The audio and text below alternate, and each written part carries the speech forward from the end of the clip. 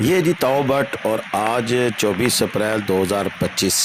اور اس وقت کے لائیو اپڈیٹس ہیں کہ جب میں ویڈیو بنا رہا تھا تقریباً 7 بجے کے مناظر ہیں کہ ہلکی ہلکی بارش لگی ہوئی ہے اور اس بارش میں یہ خوبصورت مناظر ہیں یہاں کے تاؤ بٹ کے اور اس منظر کو ہمیں بھیجا ہے صدام لون صاحب نے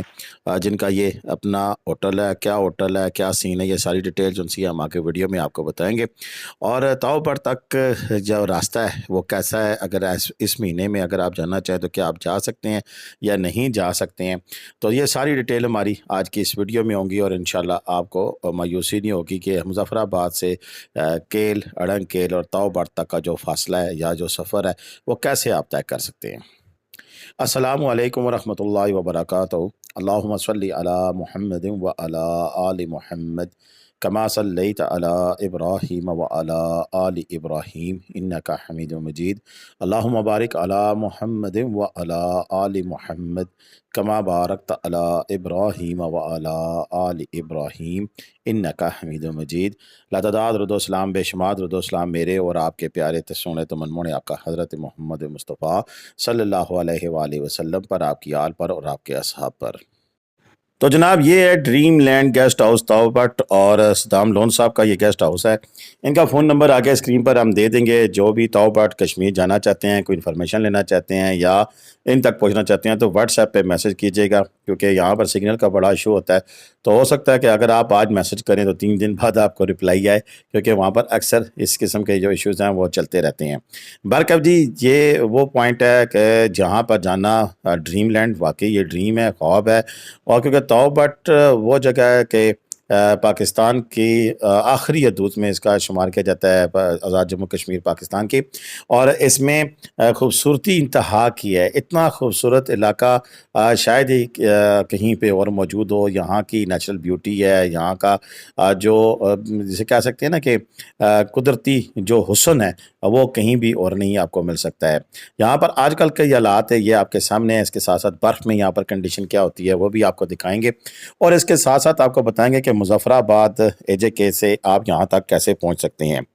دیکھیں تاؤ بٹ ایک وہ ویلی ہے کہ جو کہ جسے کہہ سکتے ہیں کہ سیاحوں کا جو مین جسے کہہ سکتے ہیں نا ڈریم کہ تاؤ بٹ بس وہ چیز ہے، جگہ دیکھ لی کہ اس کے بعد تو پھر دیکھنے کی کوئی تمنا ہی نہیں رہی ہے، یہ وہ جگہ ہے۔ مظفر آباد سے تاؤ بٹ کیل اڑنگ کیل ہلمت اور جو اس کا جتنے بھی سفر ہے کتنا فاصلہ ہے وہ آج اس کی ہم بات کریں گے کہ مظفر آباد سب سے پہلے اگر ہم بات کریں 8 مقامات ہے جو مین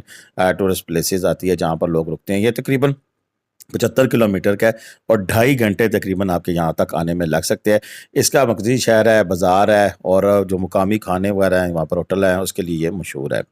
اس کے بعد دوسرا آتا ہے جی کیرن، دوسرا کیرن جو اس کا فاصلہ 90 کلومیٹر ہے اور سکون گار ریزارٹ بھی ہے ادھر اپنے ماگرے مرزا صاحب کا، تو وہ بھی ہماری ویڈیوز وغیرہ اس کی آتی رہتی ہیں، اور یہ تقریباً 90 کلومیٹر اور 3 گھنٹے لگ سکتے ہیں، اور یہ دریا نیلم کے کنارے واقع ہے اور بھارتی سرحد بھی ہے۔ یہاں پر سینکڑوں فٹ پر رمدے پہاڑ نظارے بھی ہیں اور یہاں کی خوبصورتی اپنی ہے، لوگ یہاں پر بڑے شوق سے آتے ہیں اور یہاں پر قیام بھی کیا جا سکتا ہے، اور مڈ کہہ سکتے ہیں کہ یہاں پر آپ رک کر پھر اگلے دن اگلا سفر آپ کر سکتے ہیں۔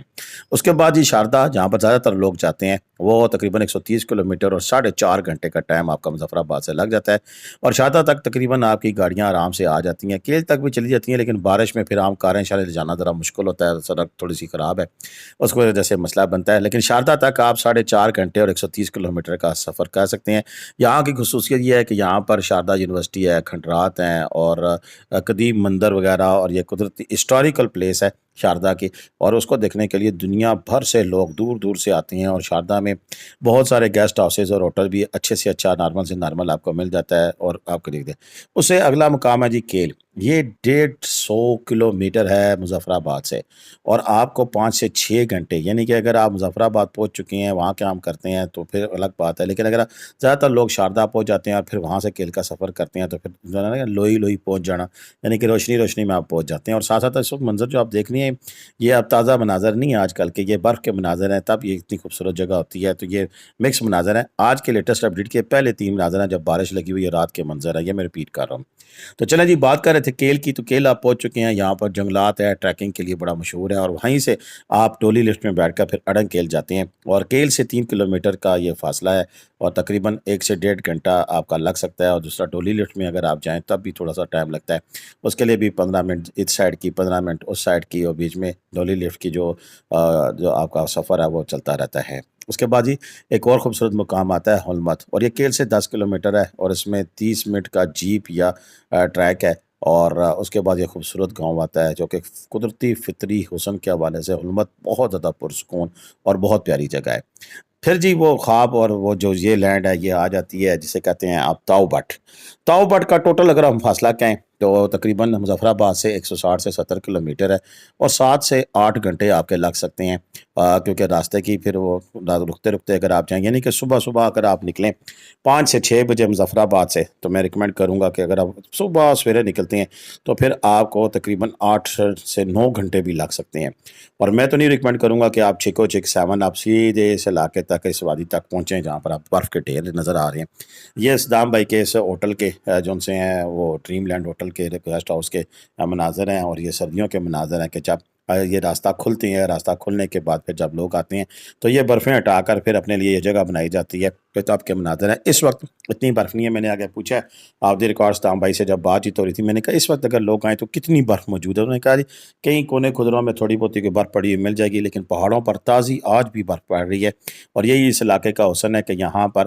کوئی پتہ نہیں ہوتا کس وقت موسم تبدیل ہو جائے اور کس وقت برفباری کا آغاز ہو جائے، لیکن وہ برفباری سیاحوں کی پہنچ سے دور ہے، دور پہاڑوں پر وہ پڑ رہی ہوتی ہے. نیچے بارش ہے، ٹھنڈ ہے، بہت ٹھنڈا موسم ہے. اور یہاں کا جو مین خصوصیت یہی ہے کہ مقامی گاؤں ہے، جنگلات ہیں اور پہاڑی چوٹیاں ہیں. اور یہاں پر جسے کہہ سکتے ہیں کہ موسم سرما میں تو یہ راستے تقریباً کافی سارے بند ہو جاتے ہیں، اور پھر یہاں تک آنا مشکل ہو جاتا ہے. اور اس کا بہترین ٹائم تاؤ بٹ کا جو اصل حسن ہے وہ گرینری ہے، اس کی خوبصورتی ہے. تو وہ دیکھنے کے لیے اس کے چراگاہ وغیرہ سارا جو سین ہے، جو اس وقت بھی پورے ملک میں جب گرم ہوتا ہے موسم، جیسے جون ہے، جولائی ہے، اگست ہے، تو تب اگر آپ اس علاقے میں آئیں تو آپ کو یخ ٹھنڈا چل موسم ملتا ہے. اور یہ بات آج بھی مجھے کافی سارے جو ہمارے دیکھنے والے انہوں نے پوچھا ہے کہ جی ہم اگر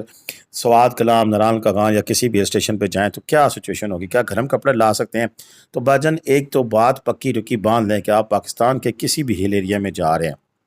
ماسوائے مری نتیا گلی کے، وہاں پر بھی موسم بدل جاتا ہے، اچھا موسم ہوتا ہے، لیکن کسی وقت بھی آپ کو یہاں پر جنسینا آپ کو گرم کپڑوں سے مبارہ رہی ہیں. آپ جب بھی جائیں تو ساتھ گرم کپڑے لازمی رکھیں، چاہے آپ کشمیر کی وادیاں دیکھنے کے لیے جا رہے ہیں، چاہے آپ سوات کلام کی پہاڑی علاقے دیکھنے جا رہے ہیں، چاہے آپ کمراڑ کی وادی دیکھنے جا رہے ہیں، اور چاہے آپ نران کاغان ببوسر ٹاپ کے سفر پر گامزن ہیں، یا پھر آپ کنجراب ٹاپ جا رہے ہیں. یہ تمام جو علاقے میں نے نام گنے ہیں، یہاں پر اگر آپ کا سفر کا پروگرام بن گیا ہے تو اپنے ساتھ گرم کپڑے لازمی رکھیے گا، اور اسپیشلی بچوں اور بوڑھوں کا خاص خیال رکھیے گا. ہر نسل کے لوگ جو سے ہیں، ہر عمر کے لوگ جو سے ہیں، یہاں پر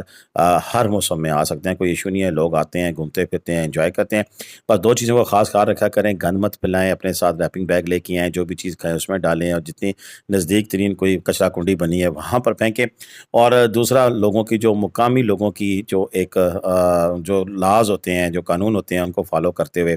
بے ہنگم تصویریں مت کھینچیں. لوکل کمیونٹی کو ساتھ بھی میں شامل کرنے سے گریز کریں، اور ان سے بات چیت کرنے کے بعد پھر اگر مقامی زندگی پہ بات کرنی ہے تو ضرور ویڈیو بنائیں اور دنیا کے سامنے بھی لائیں. اور یہ بھی ایک ہمارے لیے ڈیوٹی ہے جس کو ہم نے پورا کرنا ہے. اب تک کے لیے اتنا ہی تھا. مجھے اجازت دیں. پاکستان زندہ باد، پاکستان پائندہ باد. جیتے رہے، خوش رہیں، آباد رہیں. اپنی دعا میں یاد رکھے گا. اللہ حافظ.